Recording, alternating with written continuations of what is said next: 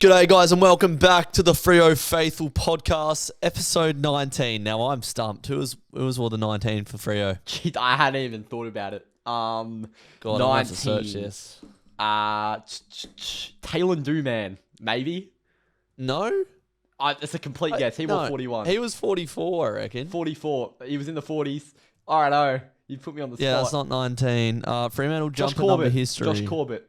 I know that. Nice. He wore it. Yeah. He'd be the only one. Great start to the pod, this. Rate 5 stars on Spotify and like the video on YouTube. Yeah, all right. So we got Gary Durkee. Oh, God.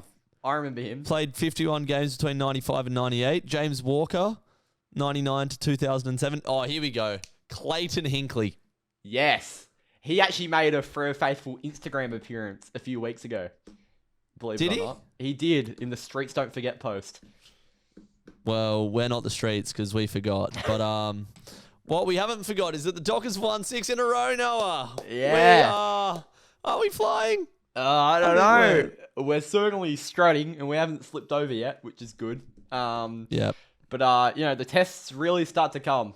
We sort of said in last week's pod that was the last one where you really should chalk us up for a win if we're a serious team. We have. They chalked us up. They gave us the 4 points last time I checked. And we are now heading into quite a difficult run of fixtures. But on the game on the weekend, we've won 6. And it was yet another, we just got over the line. We just got the 4 points without being outstanding. And I'm sort of okay with it. As long as we can actually show that against the good teams, we are willing to play out of our skins and willing to sort of put out our best brand of footy, then I'm okay with it. I still think we're sort of building towards our best footy, and we're sort of building at the right time, I feel like. That game on the weekend was always going to be ugly. It was unavoidable. So I just think we won under the circumstances that we were always going to be placed under. So yeah, I'm alright with it. 6 in a row. Happy days. So there's positives and negatives to what you just said, Noah. Positive, finding a way to win, right? So you think back to, 8 games ago when we lost to St Kilda, the worst game I've ever been to. The first time I've ever walked out at 3/4 time. And I'll admit that because that's how deplorable it was. And I'll stand by that decision. But in that game, it was the same strategy that St Kilda deployed in that game as it was at Optus. It's just flood the stoppages. That's all it is. It was just like, right, high half backs, get up and defend the stoppage. High half forwards, get up and just be annoying. And that's why the clearance numbers were so dominant. Even though the centre clearances, that didn't really make sense. I don't know what it is about Jack McRae and Hugo Garcia turning up and looking like the best midfielders in the comp when they play Sarong and Brayshaw. But it was only when in the fourth quarter, we sort of, I don't know, felt like we almost formed another ring around the flooding that they would bring. This is real nuffy analysis here. Like, obviously, I'm not a football expert, but it seemed like the difference to shift the momentum in that fourth quarter for me was guys like Matt Johnson, Nathan O'Driscoll, Erasmus, Geordie Clark, Corey Wagner, like those sort of outside players coming into that contest and then just bringing that toughness again. So, we adapted. We got the win. We found the way to win. Positive. The negative side of this, Noah, is in this 3-week stretch at home, other than some great performances, like Luke Jackson put him one of the best performances by any Docker ever in that Essendon game. He's one of the highest rated players in the competition. Sarong, Brayshaw. We got all these stars over the park, but I don't know what our best footy looks like still. Like, that Gold Coast game was gritty. I reckon our best footy was probably that GWS game. But we haven't seen that, like, bang, here we're good. Bang, we're good. Bang, we dominate. It's like good that we're finding ways to win because in the back end of last year, we couldn't do that when we were the better team. And I thought, our game looked better from a clearance perspective. We transitioned the ball better last year, I thought. Now it just feels like we're coming together as a group to know what the stakes are to win games, and that's massive. But I still don't know what our best footy looks like. I sort of feel like we're doing last year in reverse a bit. Like, last year, towards the end, we needed to find a way to win. And in the middle part of this year, we are doing that when we need to find a way to win. Because at the moment, we're still a little bit undermanned. Like, we've got some guys that aren't on the park that we probably like out there, similar to the end of last year. I think we were humming at this stage last year. We were playing some really good footy. We pumped Melbourne multiple times, and we were just playing some really nice corridor-driven. It was built from the back half, and we knew what our best footy looked like. I think at the moment we're building far more nicely into the back end of the year and to what our best footy will look like. Hayden Young 2 weeks away. Cooper Simpson might be injected back in soon. Sam Switkowski's a week away. Sam Sturt's a week away. We'll have options there. We'll have a better team out there. And that's when our best footy will start clicking. If we're still playing with the mentality right now of just getting over the line and 4 points is 4 points with that team out there, I'll start to get concerned about how deep we can go in finals. But I think we're winning with the team out there at a reasonable standard. Sean Darcy has not played very good football in quite a long time, and on the weekend he was outstanding.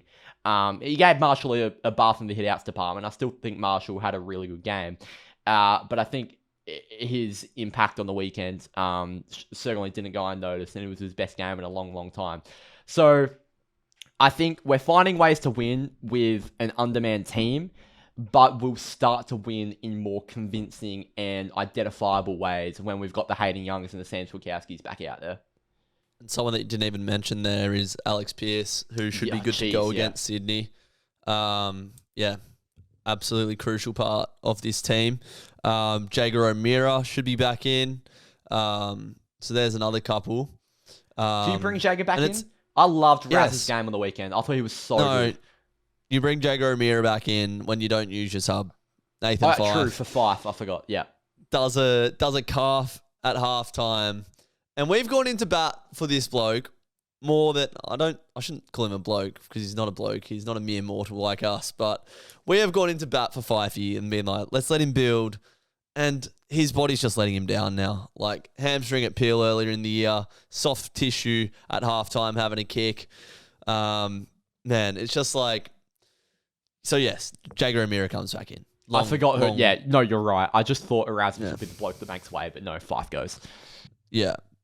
So I think right now it's fair to say, I think there's been enough sample size to say that Nathan Fyfe is not a best 22 player in 2025 for the Dockers. As much as I love him, idolise him, and have him in my Facebook profile picture, he's not best 22, and those are just the facts. But you mentioned Sean Darcy there. He said in the post-game podcast with the... what's their podcast called again? Sorry? Purple Rain. Yep. He was saying on that podcast, like, he didn't really have a proper preseason. Like, yes, he was smashing the gym. Yes, he was, like, doing everything he could, but he didn't really get that football fitness in. So, like, over the past, month or two, it's been frustrating seeing him get around the ground and whatnot. But, like, obviously he's just building and building every week, and that was the best game. That looked like 2022 Sean Darcy. He got forward, got a really important goal at the end there. He was not just being a tap ruckman, but actually, like, imposing himself, winning clearances, throwing his weight around. So he's obviously building, and he can improve. Luke Jackson had a bit of a poor first half, but in the second half really kicked into gear. So yeah, good to see Big Swaggy Onions get back and get some respect from the fans, Noah. Yeah, having that sort of tap ruckman is so crucial. I think it was highlighted with that last clearance of the game. It was eerily similar to Sandilands to Neil to Mundy against Richmond all those years back. There was an extra disposal in there, but or maybe an extra couple. But I just think having that big, strong tap ruckman to get it down to your star mids is really, really important. And we've sort of spoken about Jackson's influence around the ball without being ruck, and I think he showed that really, really nicely on the weekend. He played a lot of forward, it seemed like, at the ground. A lot of the time, he was by far our deepest forward. So, when... Darcy was? No, Jackson. Right. So, I think when JL says horses for courses, he sort of clarified this in his past few press conferences, but it doesn't necessarily mean play one and not the other. It sort of just means who's faring better in the ruck, at a certain period in a certain period. I think we saw it in the North Melbourne game. Darcy was getting more on the ruck than Jackson was, and I think we saw it again on the weekend. Darcy was getting more against Marshall, and Jackson was more influential forward of the ball. So yeah, I think we're working this combination really nicely at the moment. And how funny is it how quickly the media narrative changes around these two blokes in the same team? It changes every week. It literally changes every week. It's like if we lose, definitive. It doesn't work. It's always definitive. It's like, no, they have to play two rucks now. Where last week it was, no, it can only be Luke Jackson. So I think we just need to take our foot off the gas. We don't always need to be going at 500 Ks an hour. We can just stop and we can sort of just assess our situation. And I think it's exactly what Justin Longmuir has done over the past few weeks and all season with these two guys. And I think he's really starting to reap the rewards now. So if we're saying horses for courses, some matchups are better for others, and you look at how dominant we were out of the middle against Essendon, and then you look at how we struggled against St Kilda, I don't know, it's still a bit more grey. It was the midfield's fault. I'm so confident that was the midfield's fault on the weekend. They did not play well. Yeah.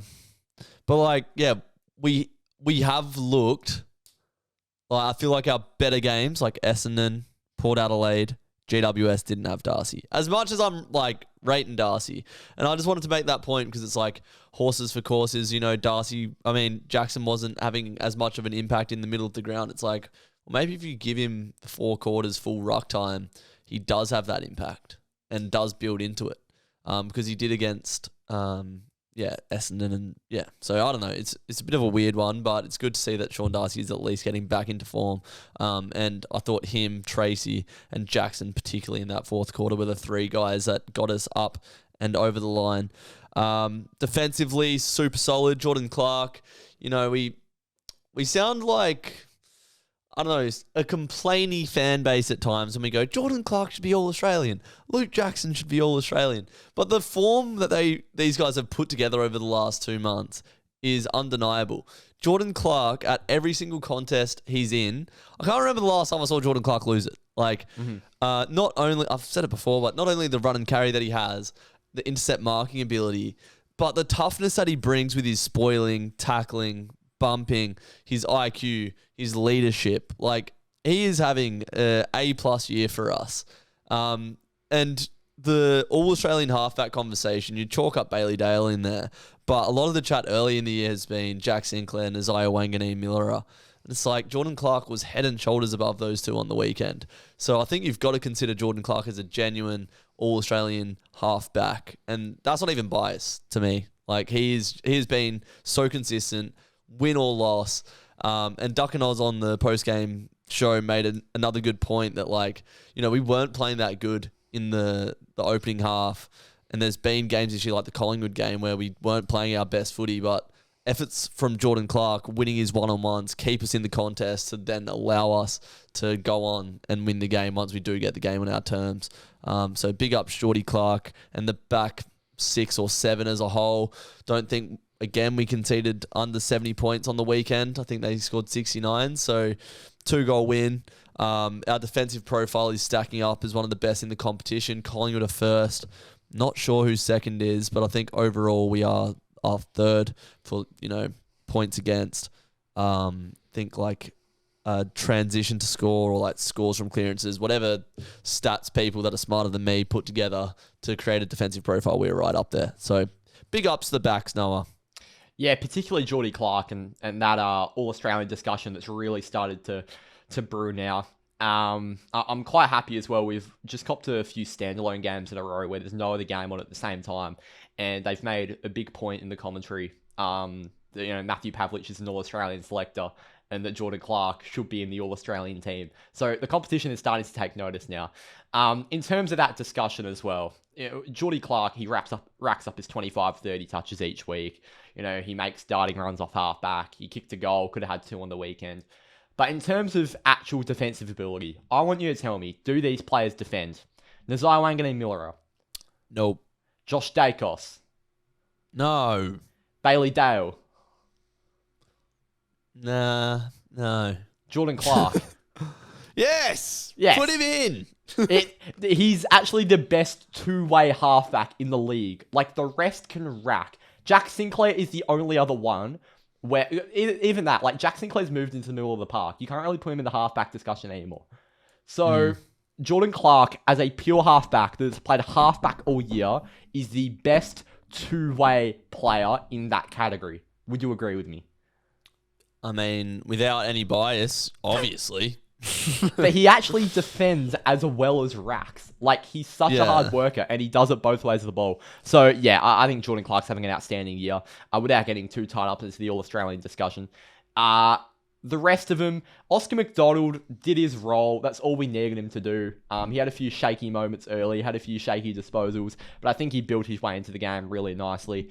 Coxie continues to be a really consistent contributor. Yeah. Carl Warner is putting that performance he put in on the weekend. It's one that we would have highlighted at the start of the year. It's been like an outstanding performance from Carl Warner.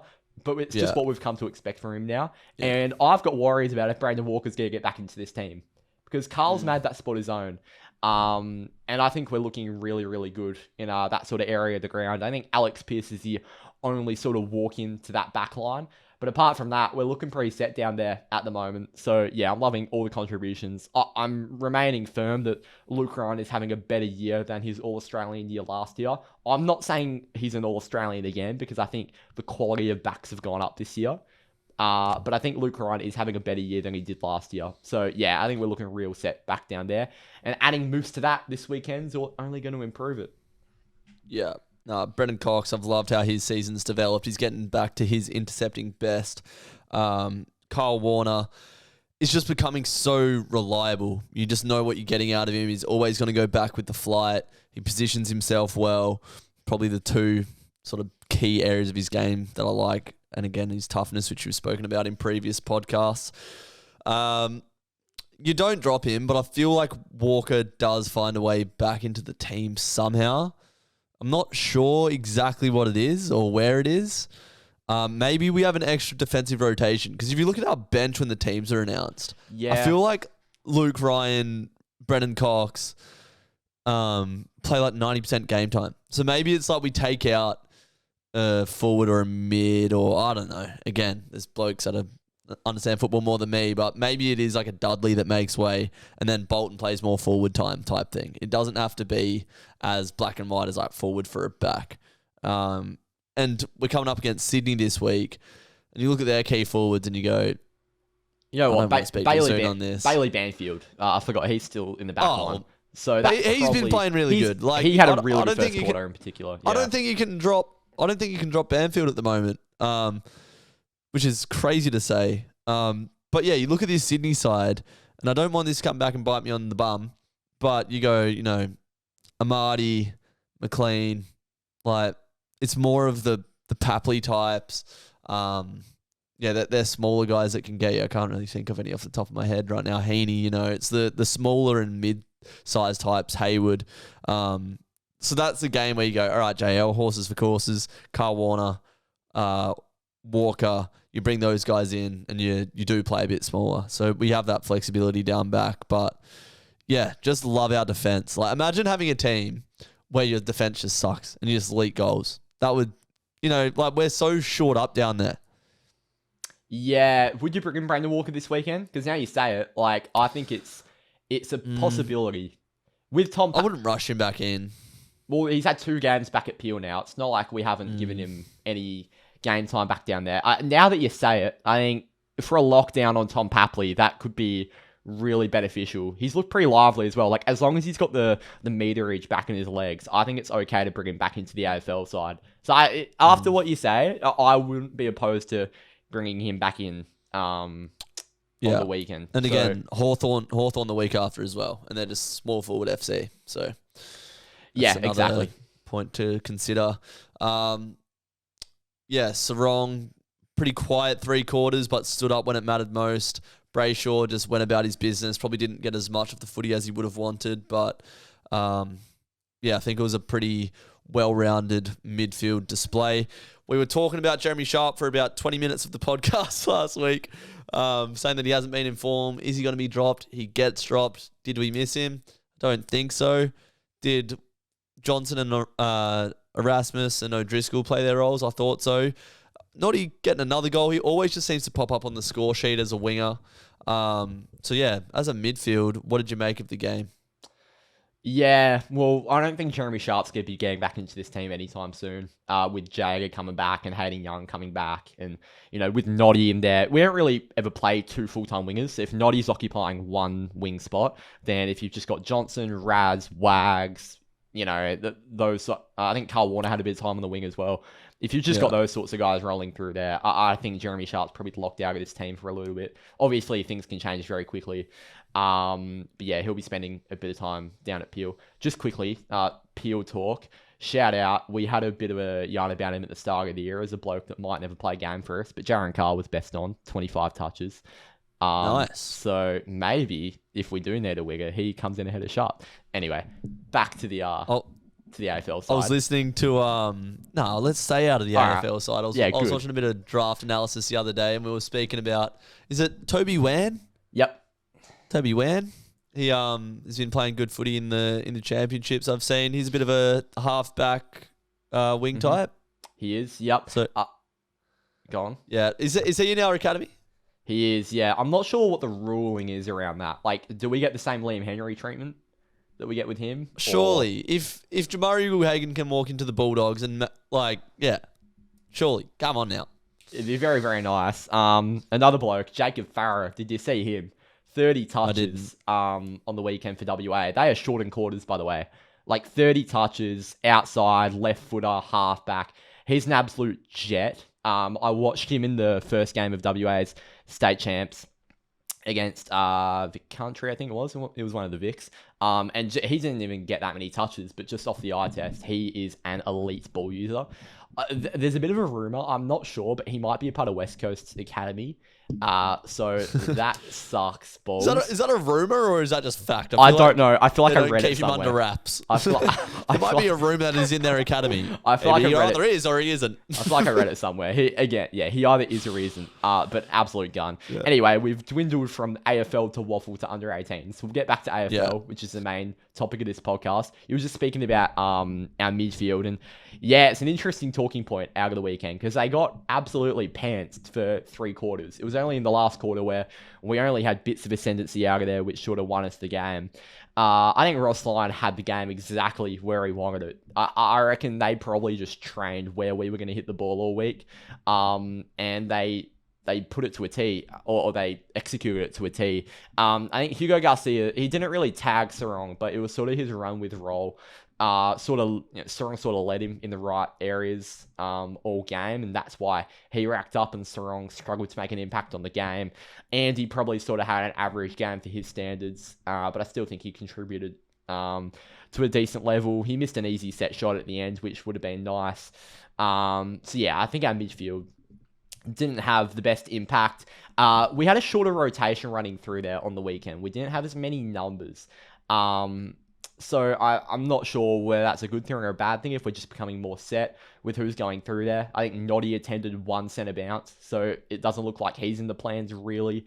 It's an interesting sort of watch. It doesn't mean that he's not in the plans. Well, it's just a game where he didn't play as much midfield minutes. Yeah, I think it's okay if he's not in the centre bounce plans, to be honest. We love him going through there, but if JL prefers other guys, it was a game where Strong and Brayshaw struggled to get their mitts on it. But I loved Raz and Johnson's games. And I want to speak about Matt Johnson for a bit, because we, as a fan base collectively, I think we can all take responsibility on if Matt Johnson has one bad game, we're calling for him to be dropped and he's the whipping boy and all of this. But he's putting together a string of a few really nice performances, Matt Johnson, and he's just going under the radar. I want to see him get a bit more credit, like him and Raz. They're both whipping boys, and we, call for them to be dropped. Not so much Raz, but I think they're sort of going under the radar, playing some nice footy at the moment. They're using the ball really cleanly, and I think it needs a bit more credit. Yeah, I feel like they'll get the credit that's due when they do the job that they're expected to do consistently. I don't think we need to massively sing the praises, and yes, Matt Johnson has had a good sort of month of footy, and I think he's finding what his strengths are as a player and understanding his weaknesses which we've spoken about a lot, is his kicking. Like, there was a moment on the weekend I was watching him. I think he had the ball on the wing, and I was like, don't go long, Johnson. Like, a few weeks ago or a couple months ago, he would have just been like, all right, get this in deep, bomb it long. It just bounces out, and then the other team's on like a transition phase. But like, he just lowered his eyes, short kick to Wagner, gets an extra 20 meters. And it's like, yes. I'm trying to get his stats here. So 18 disposals. Can I see some efficiency? That's what we want to go off. I've actually seen some 78%. And again, more handballs and kicks. Yeah. 7 kicks, 11 handballs. 15 uncontested, which shows you that he played a lot more on the wing. I want to touch on more of that sort of handball game that Jono's been playing. I've seen some similarities in the past month between him and Harley Reid, just in the way in how they've sort of grown into their seasons. They've both started the season. Obviously, Harley's far more highly touted and expected to do a lot more at that football club, but they both were sort of trying to play hero ball for a lot of the start of the season, where I think they've both taken up a far more selfless role. And I watched Harley against Collingwood on the weekend, and he was a lot more handball happy, and he was a lot more just determined to get the ball to the outside to his teammates. And West Coast played far better football. And I think Matt Johnson has done a very similar thing for us over sort of the past month. So yeah, really, really happy with sort of Jono's growth. Yeah, I was dusty on Sunday watching this game. I can't lie to you, mate. I had my 24th birthday, getting old, so a bit of dementia setting in as well. But I was like sat on the couch, and the first 3 quarters were not the greatest 3 quarters of football to watch. The fourth quarter, I was like, something's got to happen here. I've got to get up. Like, at some point, the game's going to be won or lost, and we were good enough to run over the top. But the point I'm making is I couldn't really make any assessment of individual players through that first 3 quarters other than this is just a bit of a shit game. So, Neil Erasmus, what did you see? What did you like? Just very, very clean and just knows his role really well. I think the Essendon game last year really sticks out to me as a game where he was put in and he was just trying to make an impact just because he was there and because he felt like that was his time to shine. And he wasn't really playing a lot of footy for us last year. And he sort of felt like he had to be the hero. Where this year, he hasn't been given a run all year, but ever since he has been in the team, he's slowly built and is just doing the team thing, and he's really, really good at it. And if Jager O'Meara comes back in this team, obviously Nat Fyfe's the one that goes out, but Neil Erasmus would not be anywhere near the top of the list in terms of players to drop from this team, because I think he's a really important sort of glue guy in a midfield that's got a lot of promise. Like, he didn't have a great game on the weekend, but in the grand scheme of things, he's in some pretty good form. So, yeah, I'm really liking sort of Raz's, build of work over the past month, 2 months, however long he's been in the team. And, I think he's just racking without necessarily being You've said racking way too many times. That's your new buzzword. Yeah, racking also has multiple meanings, so does rack. He's been racking fantastically over the past month or so. This guy needs to shut his podcast. That took a turn. We need a license for podcast equipment. No, all right. But anyway, Neil Erasmus and Johnson complement each other very well because they came in the same draft, played a lot of peel together. I think Johnson's more like of that sort of defensive Dunkley type, whereas Erasmus is going to be more of a inside 50 kicking, not a Cam Rayner type, if I continue with the Brisbane analogy. I just like Erasmus's tackling around stoppages. Was around that sort of like front half of the ground. I think that's where Erasmus plays his best footy.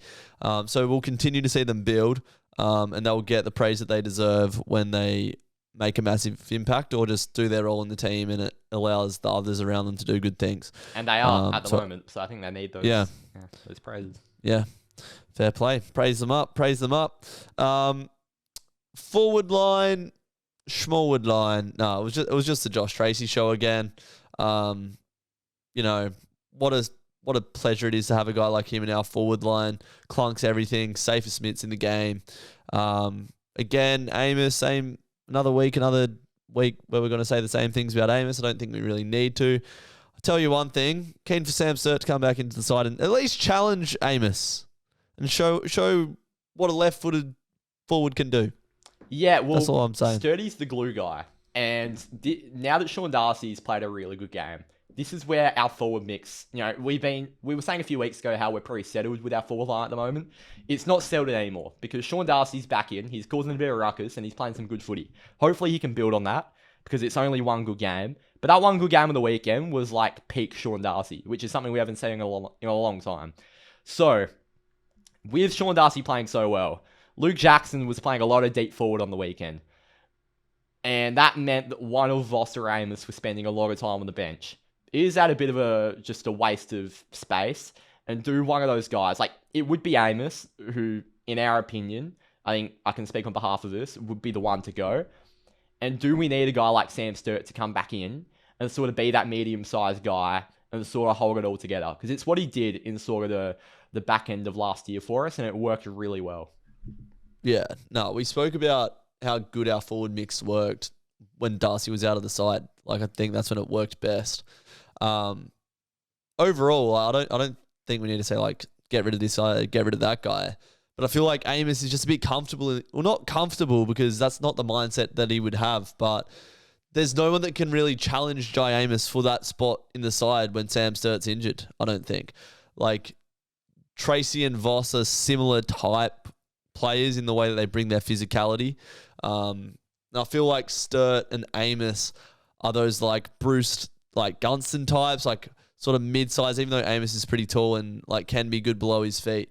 But I just think Sam Sturt, in parts last year, worked his way up the ground really well to link up the play between the midfield and the forward line, and just great set shot. I think he was one of the better set shots in the league last year.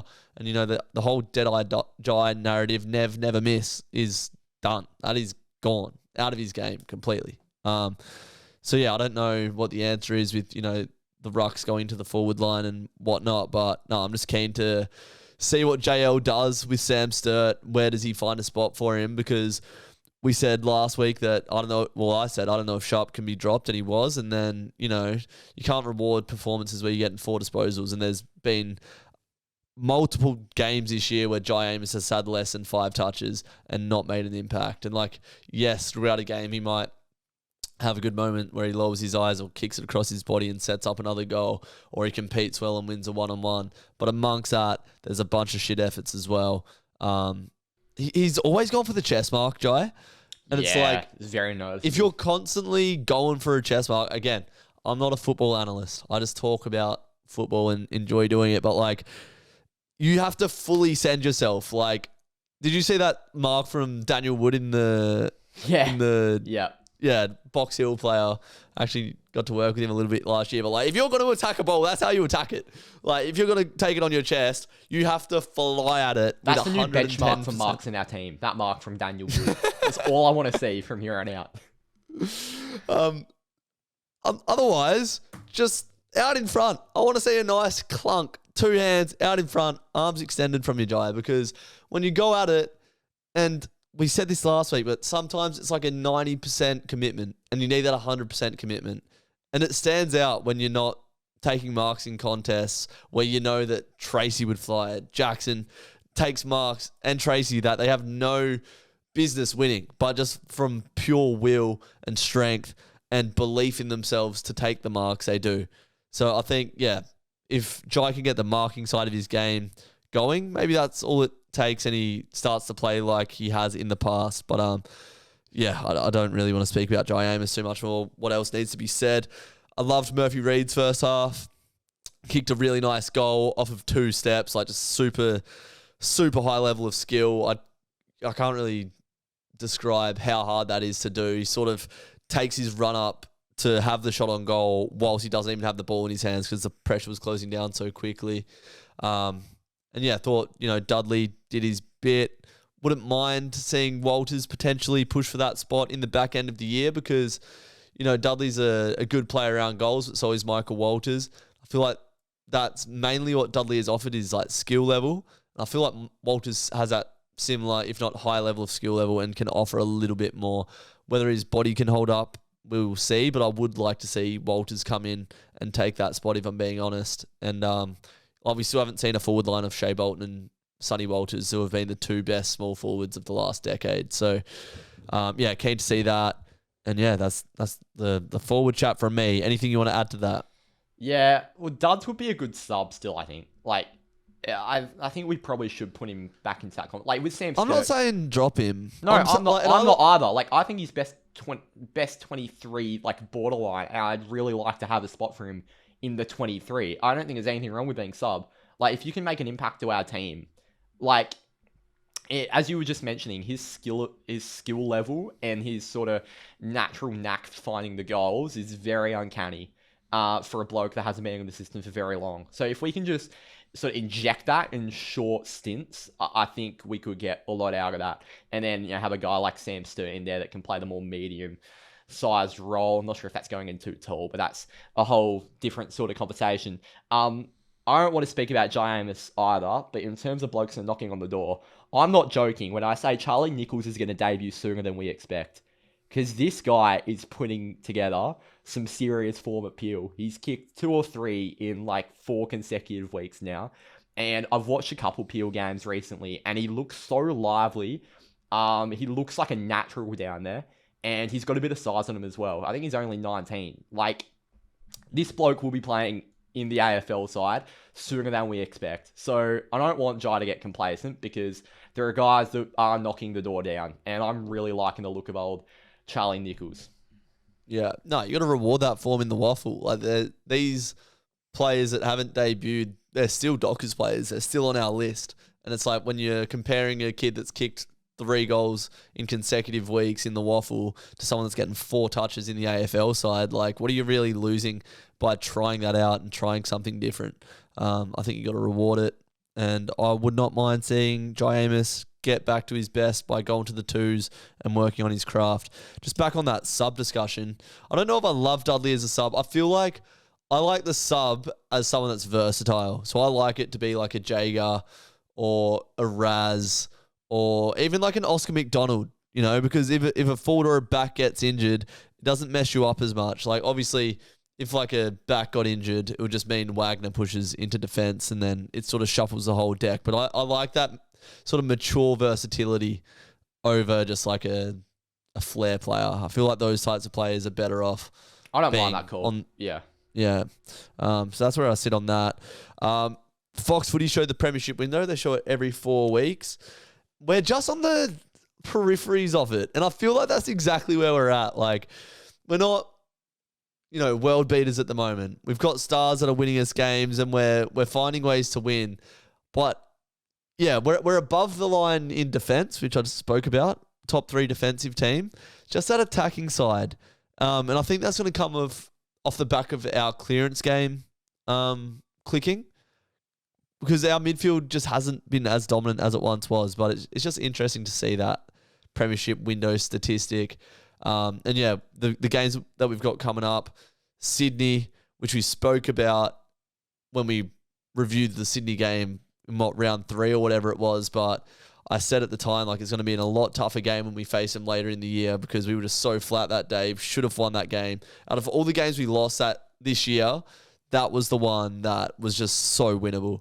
So we got that. We got the Hawks coming up. We'll have no Will Day, no Josh Weddle by the looks of it now, which is handy. I think we should win that. It'll be a tough game, nevertheless, but if we're going to be a serious side, we've got to beat them. And we got Collingwood coming up. There's lots of tough games coming up. So that Premiership window statistic, we're going to really find out where we are in the top 8 mix.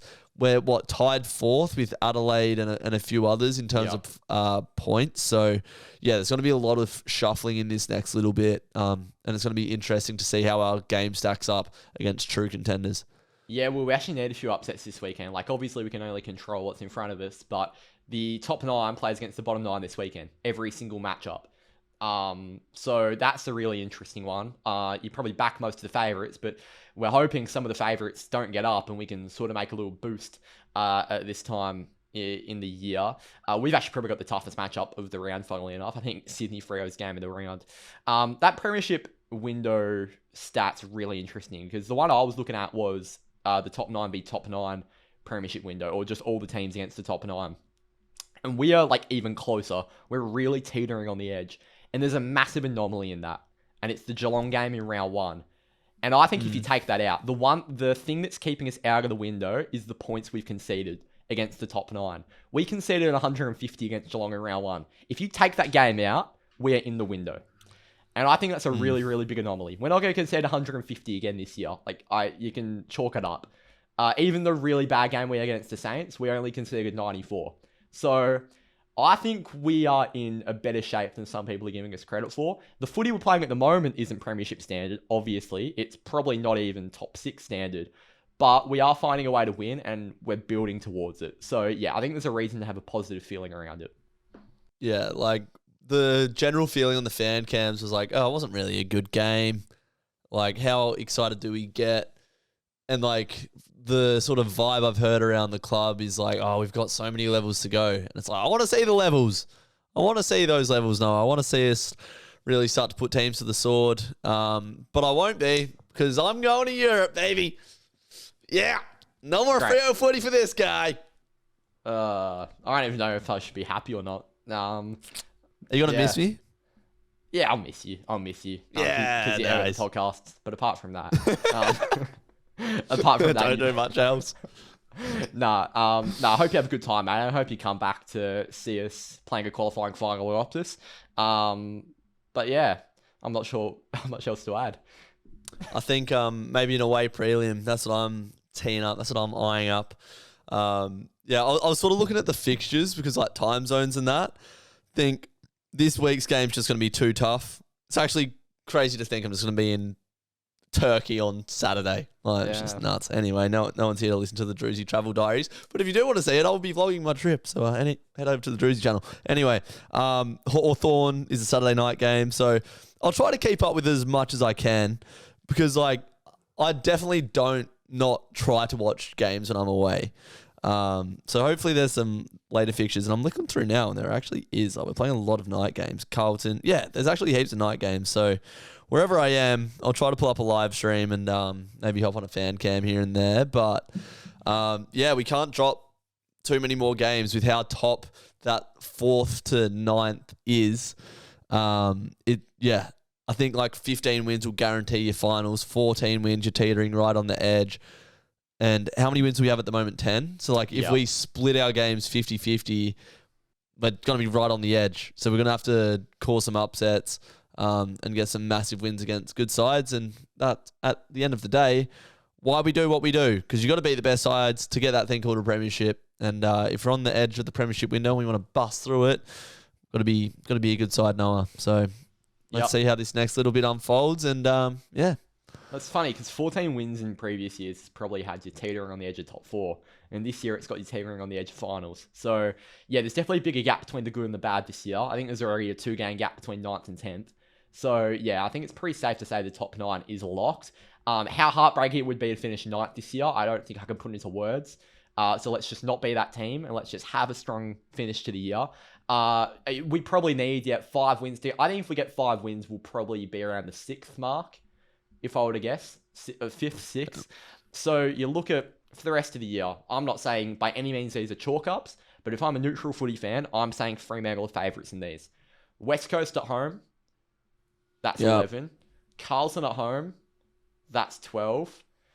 Yeah, a bit of trauma from that one. I'm not talking about this from a Freo fan point of view. Yeah, just bookies. 11, 12, right?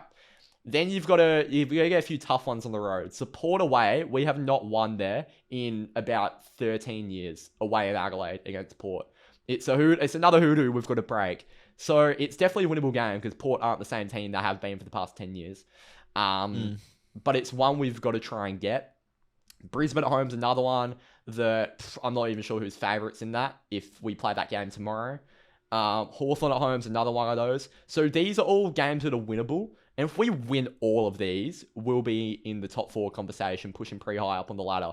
But it's just the fact that we've got to win the games that we should be winning, and then we've got to pinch a couple of smokies. So I think we've set ourselves up pretty well. The start to the year wasn't ideal because we had a really soft draw to start the year, and we didn't make the most of it. So we're now sort of playing catch up. But I think in the past 6 weeks, we've shown that we can win in difficult conditions, anywhere, any given time. So a bit of faith building, but this is where the real work starts. You say we can win anywhere. We haven't won in Melbourne this year, and we still have to face Collingwood at the G. Yeah, I haven't seen us win in person this year. Jeez. Move a game to Turkey for him. That's unbelievable. They can't play at the SCG on Sunday. Move it to Turkey. Put a game in Budapest, mate. Yeah. I want to see it. But like Sydney last year, we beat them away. It's going to be tough conditions at the SCG. We tend to play all right at the SCG, and in the wet, we've shown that we're okay this year. Or we've won pretty much all of our games in the wet, I think. And then the Dogs' last game of the year, that's going to be massive. That's going to basically be a final in itself because we're going to be vying for those same spots. They tout us up there last year. We haven't been a good Marvel side over the years, so that's a bit of a how you going one. But again, these are finals levels games. Doesn't matter that it's in the home and away season because ultimately you're trying to just win your next game. And yeah, Brisbane back end of the year as well. The Premiers, they're going to be humming by then. So yeah, we tend to go well against Brisbane, particularly at home, I find. So that game, should have a bit of confidence. Second last round, Friday night, could go down as our biggest home and away game in history. If the context sort of lines up with, like, if both teams are sort of around the top 4 mark, we know Brisbane will be, but if we find ourselves around that mark, Friday night, second last round of the season, like, ladder on the top 4 on the line, like, pack out Optus because that's going to be the loud house for the weekend. That's going to be an unbelievable fixture, essentially. I can't think of what's been our biggest home and away game ever. In terms of like in terms of context, like season on the line, you know, prime time slot, good team against a good team. Yeah. Well, hopefully we don't just fall away. You know, Drewz goes to the other side of the world and Freo's form goes to the other side of the ladder. We'll look at this clip in 7 weeks' time. We'll be 10th, and there's nothing to play for. God, please don't happen. But no, we've got so much level to go to, and hopefully we just improve in this back end of the year. July last year I thought was our best form. When we beat Sydney away, I thought that was our best win, and we're in a pretty similar position now. So yeah, hopefully we can get the job done. I'm keen to wrap it up there, Noah. Pretty tired, got to pack, got to get my jocks ready for holiday. There'll be some new faces on the channel.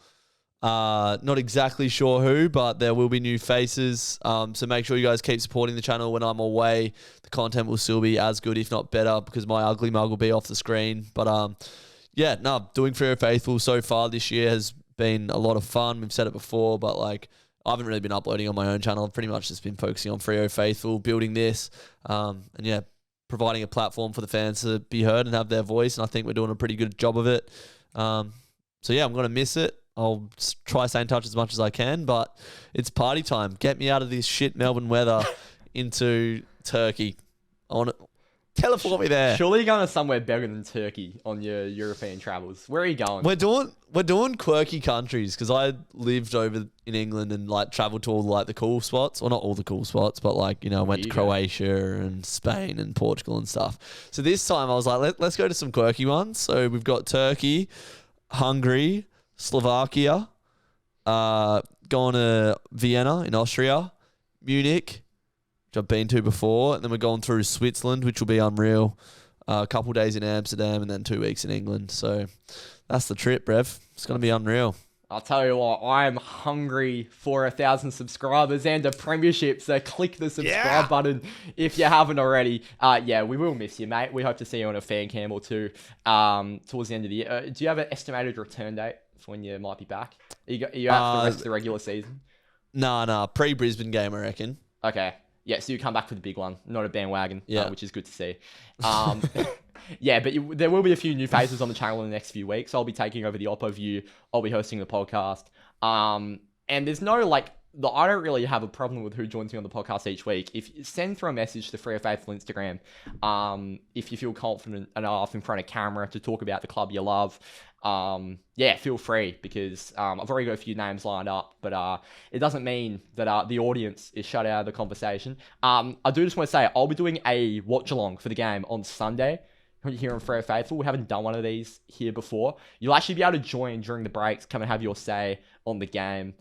Which should be good. Bit of a mid-game fan cams, if you will. If you want to come and watch the game with me on Sunday while Drewz is in Budapest, then come watch it. I'll actually be in Istanbul, but it sounds like fun. If I wasn't having the time of my life, there's nowhere else I'd rather be than on the Freo Faithful channel. Exactly right, mate. Thank you all for watching. We've won 6. We're aiming for 7. Keep on top of the content all throughout the week. Yeah, up the Dockers. See you later. I'm gonna miss you.